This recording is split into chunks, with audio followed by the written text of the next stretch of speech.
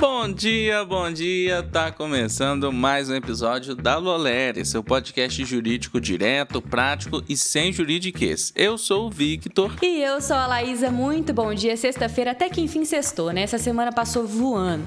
Tem bastante coisa que a gente vai falar por aqui no episódio de hoje. No direito do trabalho, o TST validou um novo contrato de experiência para recontratações após 12 meses de rescisão. E no penal, a nova lei número 15.245 de 2025 chegou para endurecer o combate ao crime organizado e proteger agentes públicos. No direito das famílias, o TJ Minas Gerais reconheceu avós como pais socioafetivos em decisão inédita. E no administrativo, o CNJ puniu um juiz por abuso de poder no plantão judiciário. E para fechar, no processual civil, o TJRJ confirmou a validade de regra que adia o pagamento de custas nas ações de cobrança de honorários. Um alívio para o bolso de muita gente. Antes da gente partir para o nosso episódio, eu quero ler o comentário da Karina. Ela comentou assim: bom dia, excelente podcast. Ajuda a ter uma rotina de contato com o mundo jurídico. Sempre tem aquele assunto que não saberíamos se não tivéssemos ouvido aqui. E a Karina trouxe também um termo para a gente explicar aqui e a gente vai começar com esse quadro na semana que vem, então fiquem ligados. Muito obrigado pelo seu comentário, Karina. Então já sabem, pegue o café, coloque um fone e bora juntos entender como essas decisões estão mudando o direito no Brasil. E a gente começa com o direito do trabalho. A seção de dissídios coletivos do Tribunal Superior do Trabalho confirmou a validade de cláusula em acordo coletivo que autoriza a celebração de um novo contrato de experiência com empregados recontratados, desde que tenha decorrido pelo menos um ano desde o término do vínculo anterior. A decisão, tomada por maioria, reforça a autonomia coletiva assegurada pelo artigo 7º, inciso 26 da Constituição Federal, reconhecendo que as normas negociadas entre sindicatos e empregadores têm força normativa, desde que não contrariem princípios de proteção ao trabalho. Na prática, a cláusula permite às empresas avaliar novamente a adaptação do trabalhador às funções, desde que haja mudança real no contexto da recontratação e o intervalo mínimo de 12 meses seja respeitado. O TST ressaltou que o contrato de experiência é uma modalidade excepcional prevista nos artigos 443 e 445 da CLT, destinada à avaliação recíproca das partes, e que não deve ser utilizada de forma automática ou para mascarar vínculos permanentes. O prazo máximo de 90 dias e a limitação a uma única prorrogação continuam válidos, mesmo em casos de nova contratação. O tribunal também destacou que o intervalo de um ano serve como marco objetivo para afastar presunção de fraude, reduzindo o risco de burla à regra do contrato por prazo indeterminado. Entretanto, deixou claro que a utilização reiterada de contratos de experiência sem justificativa plausível ou alteração significativa nas condições de trabalho pode ser considerada desvio de finalidade, convertendo o vínculo automaticamente em contrato por prazo indeterminado. A recomendação é que as empresas documentem a motivação do novo período probatório e que os empregados verifiquem se os requisitos legais foram efetivamente observados. Bora agora com o direito penal. Foi sancionada a Lei nº 15.245 de 2025, que endurece o enfrentamento ao crime organizado ao criar novos tipos penais e reforçar salvaguardas a agentes públicos. A norma tipifica as condutas de obstrução e conspiração para obstrução de ações estatais contra organizações criminosas, punidas com penas de 4 a 12 anos de reclusão, além de multa. Também prevê pena autônoma de 1 a 3 anos para quem contratar integrante de facção ou milícia para a prática de crimes, sem prejuízo da punição pelo delito cometido. As alterações alcançam dispositivos da Lei nº 12.850 de 2013, Lei das Organizações Criminosas e do Código Penal, reforçando o combate a retaliações, fraudes e intimidações que tenham por objetivo dificultar investigações, ações penais ou medidas de persecução. A lei amplia a proteção a juízes, promotores, policiais, peritos e demais autoridades, estabelecendo sanções mais severas contra quem tenta interferir na atuação estatal ou retaliar agentes públicos. Entre as inovações estão a punição de atos diretos e indiretos de obstrução, como coação de testemunhas, destruição de provas, manipulação contábil e uso de empresas para disfarçar atividades ilícitas. Nessas situações, a estrutura jurídica ou empresarial não exclui a responsabilidade penal, sendo o critério determinante a intenção de frustrar a investigação ou o processo penal. O texto também estabelece estabelece agravantes para casos de ameaça ou violência contra autoridades envolvidas nas investigações. O pacote normativo também prevê medidas de transparência e compliance voltadas a identificar fluxos financeiros e prevenir infiltrações criminosas em atividades econômicas, exigindo controles internos mais rígidos por parte das empresas. O objetivo é dificultar o uso do sistema econômico e empresarial como instrumento de lavagem de dinheiro ou de proteção logística das organizações criminosas, fortalecendo a cooperação entre Estado e iniciativa privada. Agora, vem cá, a gente sabe o quanto dói perder tempo com tarefas manuais, né? Planilhas, buscas intermináveis e dezenas de abas abertas para encontrar uma simples informação. Foi para resolver isso que nasceu o Escavador Business, a plataforma que transforma a rotina de escritórios e departamentos jurídicos com consultas completas de pessoas e empresas, por CPF, CNPJ, OAB, nome ou CNJ. Com Escava aí, a inteligência artificial da plataforma, você ainda recebe resumos automáticos e análises instantâneas para focar no que realmente importa, a estratégia. Ou seja, menos tarefa manual e mais decisão. Clique no link que está na descrição desse episódio e leve a sua equipe para o próximo nível de eficiência jurídica. E bora voltar com as nossas notícias com o direito das famílias. O Tribunal de Justiça de Minas Gerais reconheceu de forma excepcional o direito de um neto ter seus avós registrados como pais socioafetivos, sem exclusão da filiação biológica já existente. A decisão se baseou no princípio do melhor interesse da criança e considerou que a convivência contínua, o cuidado diário e o vínculo afetivo consolidado configuram a posse de estado do filho, justificando a formalização do laço jurídico. O acórdão destacou provas de afetividade estável, histórico de cuidado e presença ativa dos avós na criação e desenvolvimento do menor, confirmadas por laudos psicossociais e relatórios técnicos. O reconhecimento da multiparentalidade foi admitido em caráter específico, apenas quando comprovado que o vínculo efetivo é sólido e anterior ao processo judicial, afastando qualquer intenção meramente declaratória ou artificial. Com essa decisão, os avós passam a ter efeitos jurídicos decorrentes da filiação, como possibilidade de inclusão do neto em planos de saúde, participação em decisões de guarda e convivência e reflexos em obrigações alimentares e direitos sucessórios. O tribunal reforçou que medidas dessa natureza devem observar as diretrizes do Estatuto da Criança e do Adolescente e a jurisprudência sobre filiação socioafetiva, priorizando a proteção integral e a estabilidade emocional do menor.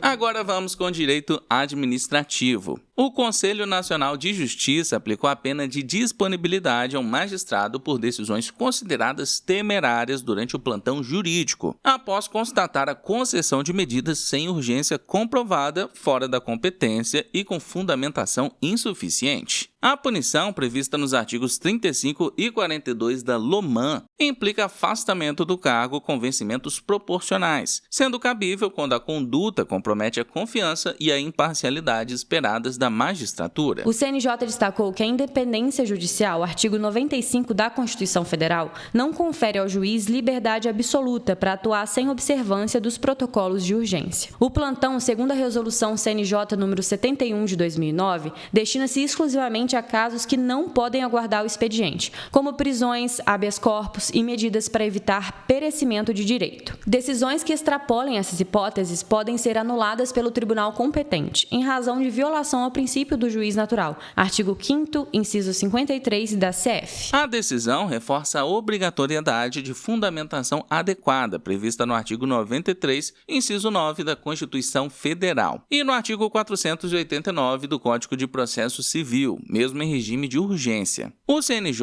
ressaltou que despachos ou liminares concedidos sem motivação clara ou sem análise da urgência real afrontam esses dispositivos e geram risco à segurança jurídica. Além disso, atos de plantão fora das hipóteses legais configuram um erro de competência e podem ser cassados, com remessa dos autos ao juízo natural. O plenário do Conselho também enfatizou a necessidade de proporcionalidade na aplicação das sanções, considerando o histórico funcional e o impacto das decisões no sistema de justiça. Para o CNJ, a medida tem caráter pedagógico e busca reforçar a responsabilidade funcional dos juízes durante os plantões. A orientação aqui é para que os tribunais aprimorem escalas, auditorias e treinamentos internos, prevenindo decisões fora dos parâmetros legais e fortalecendo o controle administrativo administrativo sobre a atuação emergencial. Agora, como o CNJ equilibra a independência judicial, artigo 95 da CF, com os protocolos de urgência em plantões, evitando decisões temerárias? E quais repercussões administrativas e constitucionais surgem para advogados e tribunais quando medidas são concedidas fora desses limites? Quem responde pra gente no episódio de hoje é a Ana Paula Turra, professora de Direito Administrativo e Constitucional e especialista em Direito Constitucional pela Academia Brasileira de Direito Constitucional e docente da Escola de Magistratura do Paraná. Nós temos aqui o caso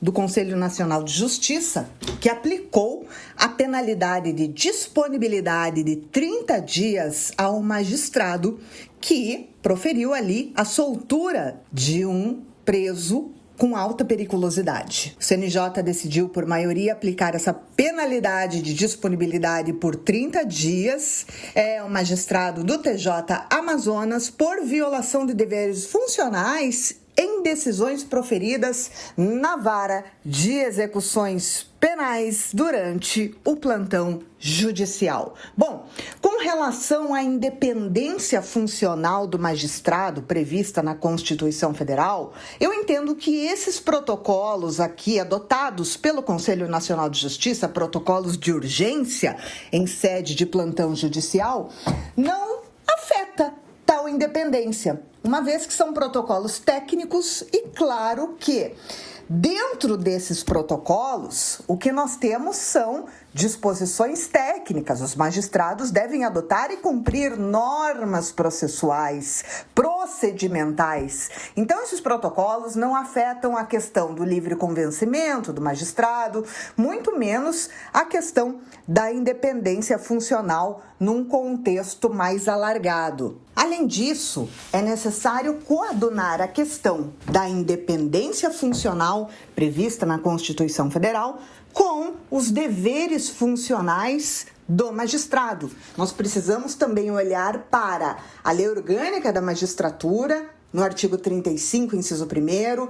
Precisamos também se atentar ao Código de Ética da Magistratura, principalmente nesse contexto, artigos 24 e 25. Portanto, interpretar a independência funcional de forma totalmente absoluta não é o correto nesses casos. A independência funcional, ela diz respeito à atuação do magistrado com o seu livre convencimento, mas normas técnicas, procedimentais, processuais, inclusive o Código de Ética da Magistratura e a Lei Orgânica da Magistratura precisam ser observados. E por fim, no tocante a advogados que buscam medidas em plantão judicial, é necessário enfatizar que ao dever de demonstrar a urgência, a questão da competência do juiz plantonista.